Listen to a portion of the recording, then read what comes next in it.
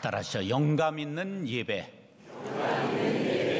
A. 슈바르츠 목사님의 자연적 교회 성장에 꼭 필요한 8가지 질적 특성 중 오늘은 5번째로 영감 있는 예배에 대해 말씀드리고자 합니다. 사람들이 우리 교회는 영감 있는 예배라고 말합니다. 왜냐하면 머리가 하얀 영감이 설교하기 때문입니다. 종교개혁자들은 우리 인간은 예배를 드리기 때문에 존재할 수 있다고 정의했습니다.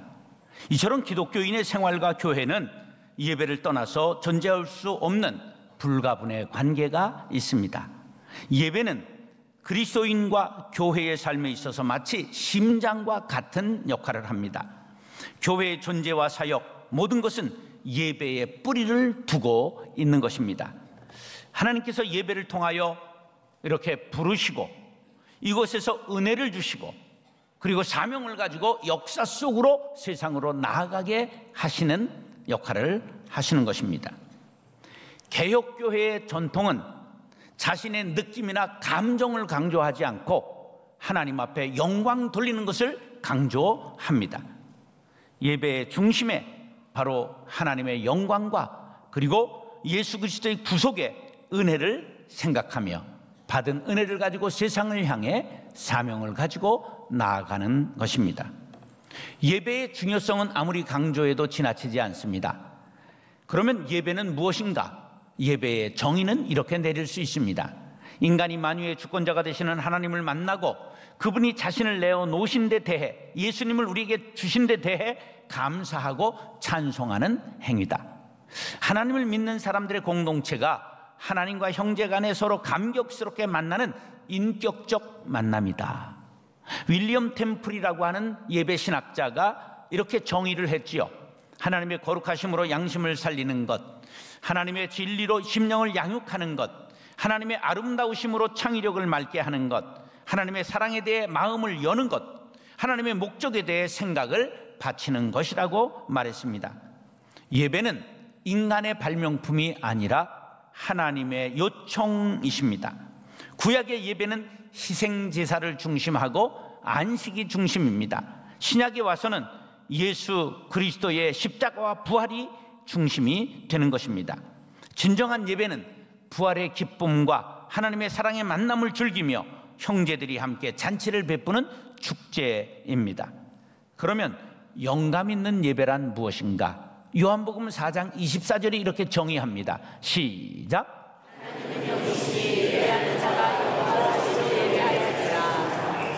무슨 뜻이냐 하면 성령의 인도함을 받는 사람들이 드리는 예배다, 그런 뜻이고요. 성령의 인도함을 받는 심령들이 모여서 드리는 예배, 그것을 영감 있는 예배라고 하는 것입니다. 교회가 성장하려면 예배가 살아야 되는데 교회 성장의 4대 요소라는 걸 영어 앞머리를 따서 웨스트라고 조어를 만듭니다. 워십, 이반젤리즘, 서비스, 티칭, 예배, 전도, 교육, 봉사, 이것이 교회 성장의 4대 요소입니다. 그 중에 제일 중요한 것이 바로 예배입니다. 그래서 예배 없는 전도, 예배 없는 봉사, 예배 없는 교육은 아무 유익이 없습니다. 사랑하는 형제자매 여러분, 살아있는 예배, 영감 있는 예배로 하나님 앞에 영광 돌릴 수 있게 되기를 예수님의 이름으로 축원합니다. 따라서 모든 영광을 하나님께 돌리는 예배. 하나님은 일하는 사람보다 예배자를 찾으십니다.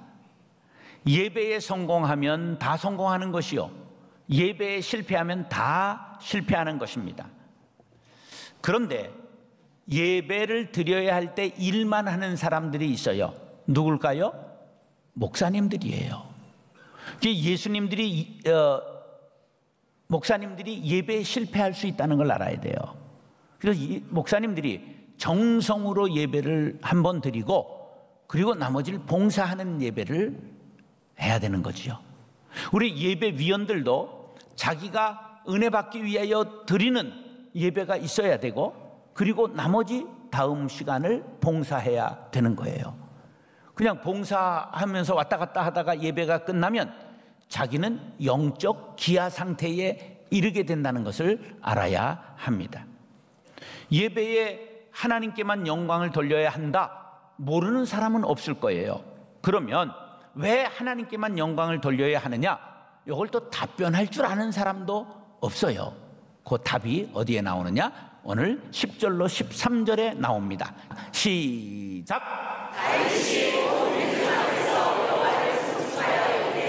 우리 조상 이스라엘의 하나님 여호와여, 주는 영원부터 영원까지 승천을 받으시옵소서. 여호와여, 위대하심과 분노와 영광과 승리와 위엄이 다 주께 사였사오니 천지의 이것이 다 주께 되소서리라.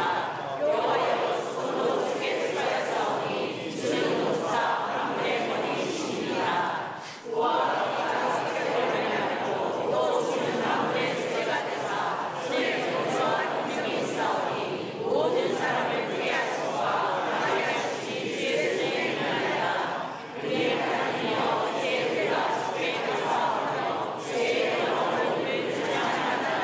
아멘. 자, 이렇게 성경을 낭낭하게 읽어도 조는 사람이 있으면 어제 애국가 나올 때까지 TV를 봤거나 아니면 내일 모레 돌아가실 분이에요. 예, 그러니까 이게 이제 골 때리는 효과가 있는 거예요. 오늘도 참으로 좋은 날입니다. 하나님의 은혜가 여러분들과 함께 하시기를 기원합니다. 이게 이제 골을 때리는 소리이기 때문에 여의도 순복음교회가 잘 된 거예요. 잠을 못 자니까. 여러분들 아이들에게 국어도 낭낭하게 읽는 교육을 해야 되는 거예요. 우리가 지금 그 교육법을 잃어버렸어요. 하늘 천 따지 이렇게 하면서 은유를 넣고 읽고 기억에 도움되는 거예요. 낭낭하게 읽으면 내가 각성 효과를 갖는 거예요. 예, 별소리 다 하는데 하나님께 영광 돌려야 하는 이유는 크게 두 가지예요. 따라서 창조자, 구원자. 예, 우리 하나님께 영광 돌려야 될 이유가 창조하신 분이시고 우리를 구원하신 분이시기 때문에 영광을 돌려야 되는 거예요. 자, 그러면 다른 사람들과 영광을 조금 나누면 될까요? 안 될까요? 안 돼요. 하나님 홀로 영광 받으셔야 합니다. 왜? 그분만이 우리의 영광 송축을 받으시기에 합당하시기 때문입니다. 광대하심과 권능과 영광과 이김과 위엄이 다 주께 속해 있습니다. 천지의 모든 것이 다 주의 것입니다. 부와 귀가 주께 있고 권세와 능력이 주께 있으며 크게 하심과 강하게 하심이 오직 주께 있습니다. 이것이 다윗이 지금 노래하고 있는 것이지요. 주님은 만왕의 왕이시고 절대 주권이 주께 있어서 세계 만방의 주의 능력이 미치고 있는 거예요. 트럼프와 김정은이 평화를 가져오는 것이 아니라 우리 하나님의 손에 권세와 능력이 있어 그분이 평화를 주실 수 있는 것을 믿으시면 아멘 하시기 바랍니다. 그러므로 그의 거룩하신 이름에 감사와 찬송과 영광을 돌리는 것입니다. 그런데 어느 틈엔가 교회에 하나님과 영광을 나누어 먹는 사람들이 생겼어요. 그래서 강대상에 그냥 큰 보좌를 갖다 놓고 거기 그냥 거드럭을 피우며 막 앉아서 거기도 심지어 발을 꼬고 앉아 있는 이런 것들이 있는데, 그래서 나온 말이 여기에서 이러시면 안 됩니다, 이런 말이 나온 거예요. 여긴 하나님만 영광을 받으셔야 되는 거예요. 그러니까 또 혼자 영광 받기에 미안하니까 장로석을 만들어 놓고 같이 지옥에 가자고 그러는 분들이 있어요. 장로석 있었던 교회 경험한 분들 손 들어보세요. 예, 예, 그게 좋은 게 아니에요. 예. 대통령이 와도 그냥 빈자리에 앉는 거지 뭐 자리가 이렇게 있고 이런 건 아닌 거예요.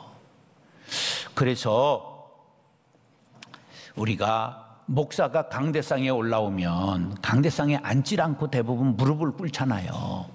왜 그러냐 하면 예배라고 하는 말 자체가 히브리어로 히스타하와 엎드려 부복하다 그런 뜻이에요. 여러분들이 몸은 엎드리지 않지만 마음은 납작 하나님 앞에 엎드리며 경배할 수 있게 되기를 간절히 바랍니다. 그래야 진정한 예배자가 되는 것이죠. 사도행전 12장에 보면 헤롯 왕이 나와요. 요 헤롯 왕은 예수님이 태어날 때 어린아이들을 전부 죽이는 명령한 헤롯은 대헤롯이라고 그러고요. 이건 헤롯의 손자 헤롯 아그리파 1세인데 39년부터 44년까지 유대의 분봉왕을 했어요. 분봉왕이라고 하는 건 자기가 왕이 될 수 있는 사람들이 아니라 로마에서 왕으로 임명한 왕을 분봉왕이라고 그래요. 그런데 이 친구가 야고보 사도를 죽이고 그리고 기독교를 박해했어요. 그런데 무슨 이유에선지 옆나라 두로와 시돈이라는 도시국가가 있어요. 이게 지중해 해안가인데 홍콩과 싱가포르처럼 중개무역을 통해서 부자 나라가 된 곳이에요. 그런데 땅이 없거든. 그러니까 곡식은 유대에서 사다 먹었어요. 근데 외교 관계가 단절됐어요. 그러니까 쌀값이 올라갈 거 아니에요.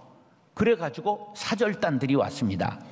그러니까 이제 사절단들에게 일장 연설을 하기 위하여 헤롯 아그리파 1세가 왕복을 입었는데 은으로 만든 왕복이래요. 그러니까 지중해에 그냥 쫙 태양을 받아가지고 번쩍번쩍 하는데 일장 연설을 발코니에 나와서 내가 너희들이 했던 일을 보면 그냥 곡식을 팔지 않아야 마땅하나 너희들이 사과하고 이렇게 사절단이 온 것을 긍휼히 여겨 내가 너희들에게 밀을 팔기로 하노라 이렇게 연설을 했단 말이에요.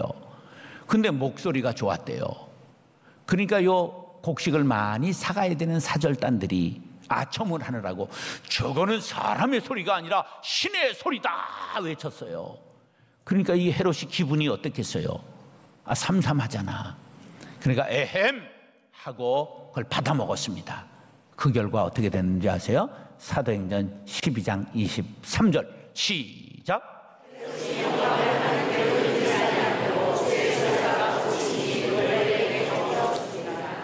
역사가 요세푸스는 그의 역사 기록에 아그리파 1세가 펄펄 일주일 뛰다가 죽었다고 기록하고 있습니다. 영광을 가로채니까 어떻게 했다고요? 뒤졌다 그런 거예요.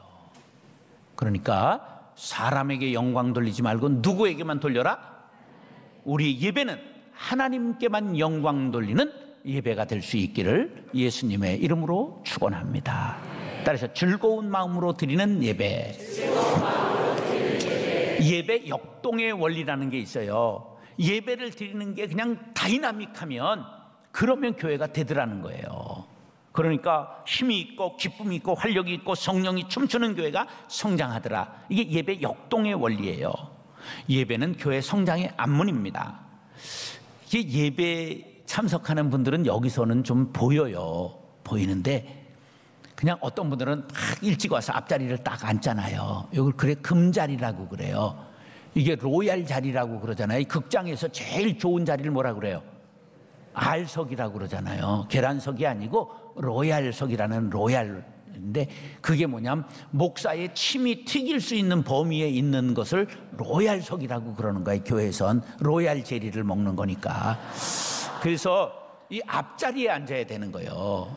여긴 금자리라고 그러고 저 뒷자리는 마귀자리라고 그래요.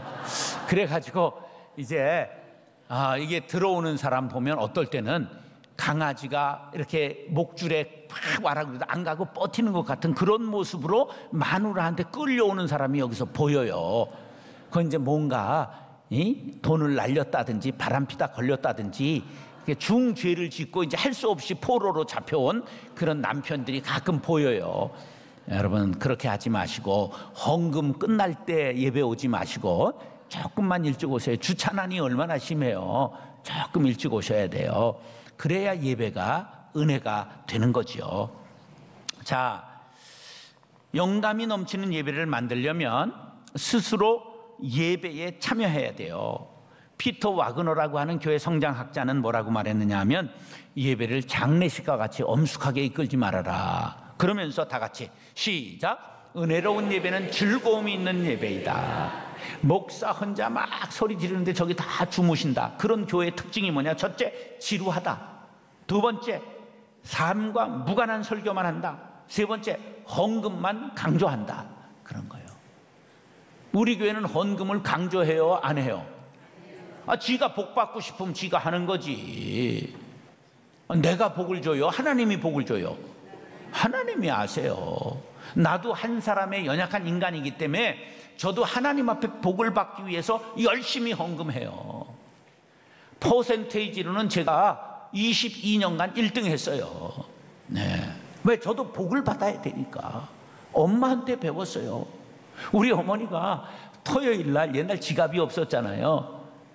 꼬깃꼬깃한 돈을 다리미로 다리시더라고. 그럼 뭐 할 거예요? 그래서 헌금하려고 그런다.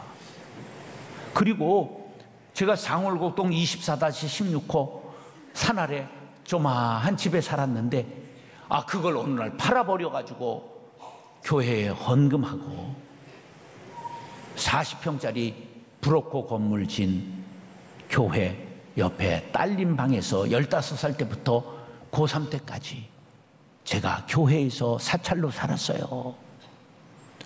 근데 제가 복을 받았잖아요. 제가 물론 인물은 좋지만 무슨 제가 실력이 있어요. 성격이 좋아요. 인격이 안 되잖아요. 그래도 교회가 된 원인이 뭐냐? 우리 어머니의 헌신을 나도 보고 자랐다 그런 거예요.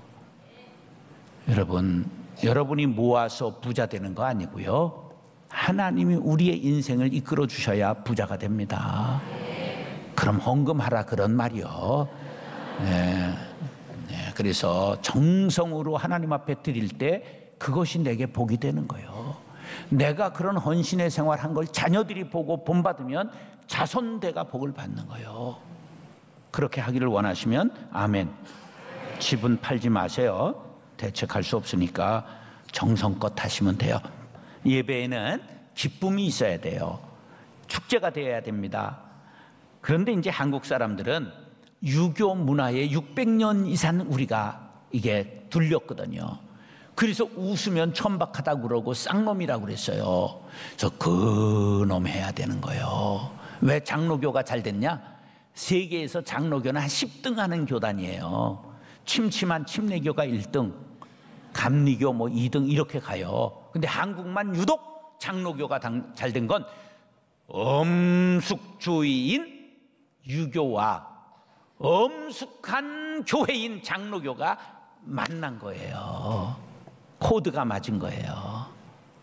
성경 공부를 장로교만 그렇게 많이 가르치고요. 목사들도 장로교만 그렇게 공부를 많이 하는 거예요.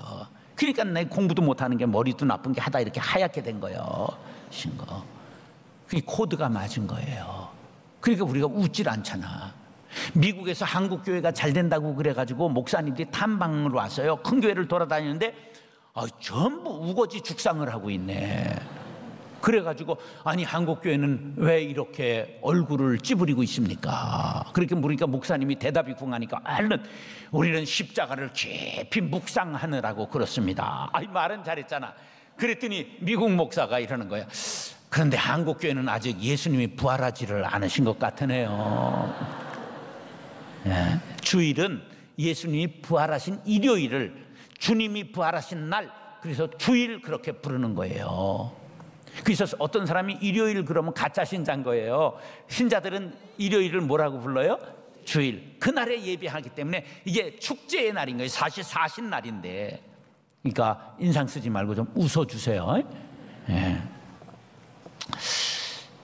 기독교는 부활의 종교예요. 그러므로 예배에서 승리의 노래를 불러야 돼요. 데살로니가전서 5장 16절 시작.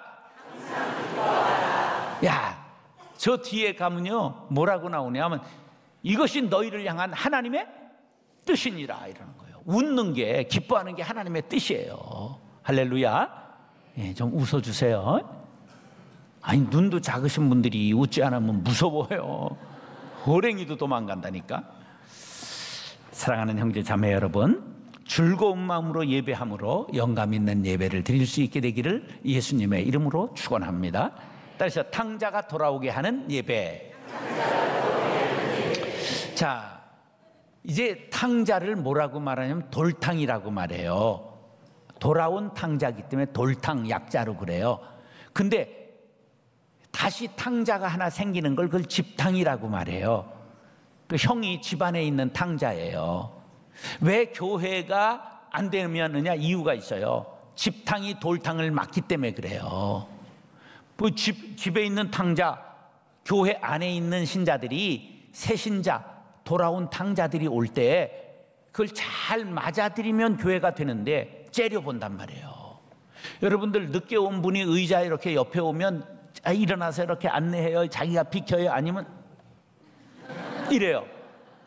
그러면 안 되는 거예요. 그냥 님이 오시면 얼른 이렇게 옆에 비켜드리고 이래야 되는데, 그리고 아유 굴러온들이 어디 박힌 돌을 빼려고 그래? 그러면 안 되는 거예요. 우리 교회 구호가 있는 거 아세요? 굴러온 돌이 오면 어서 비켜라. 그래서 이렇게 자리를 해드리는 거예요. 그래야 돌탕들이 자리를 잡게 되는 거죠. 이게 교회의 중요한 요소예요. 그리고 반드시 교회에는 우리가 전도를 강조하지 않지만 우리는 반드시 전도해야 돼요. 예배와 전도는 붙어 다니는 거지 떨어진 개념이 아니에요. 반드시 예배 때마다 새로운 분들이 있어야 되는 거예요. 집안에 아이가 있으니까 집안이 달라지잖아. 나는요 손주가 지금 한 6개월 한 보름째 가나 그런데요 그 인생이 달라지더구만. 나 왜 돈 내며 그렇게들 자랑했는지 이유를 이제 알겠더라니까. 그분이 한번 웃어주시면 그렇게 기쁠 수가 없고, 야 정말 내가 왜 그분 앞에 서면 그렇게 작아지는지. 아유 생쇼를 하고 웃어달라고. 집안에도 그래야 되는 것처럼 교회에도 그분이 계셔야 되는 거예요. 새신자가 있어야 되는 거예요. 탕자가 늘 와야 됩니다. 우리가 전도하고 초청해야 되는 거예요.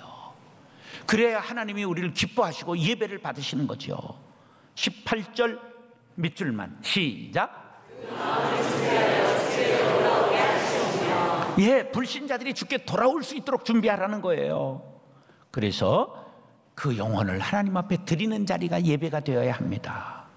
그래서 예배를 하나하나 세심하게 불신자, 초신자들을 위해서 준비해야 돼요. 그것에 대하여 고린도전서 14장 23절에 바울이 이렇게 말해요. 그러므로 시작. 그러므로 온 교회가 함께 모여 다 방언으로 말하면 알지 못하는 자들이나 믿지 아니하는 자들이 들어와서 너희를 미쳤다 하지 아니하겠느냐.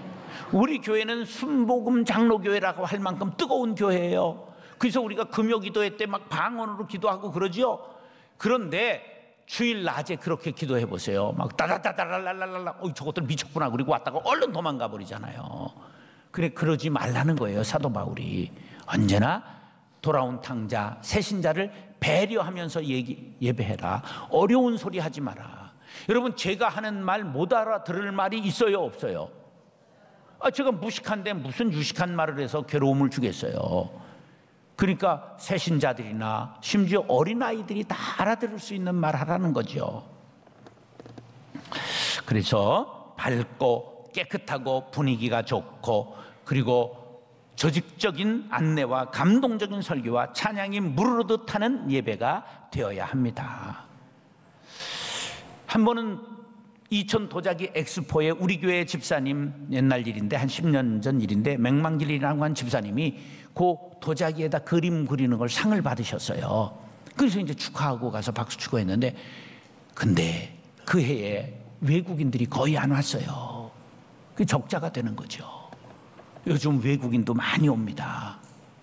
우리가 우리끼리만 잔치를 하면 안 되고, 탕자가 돌아오는 예배, 새신자가 늘 끊어지지 않는 예배가 되어야 한다. 그럴 것이 하나님이 기뻐하시는 예배다. 할렐루야. 로마서 15장 16절 말씀, 이 은혜는 시작.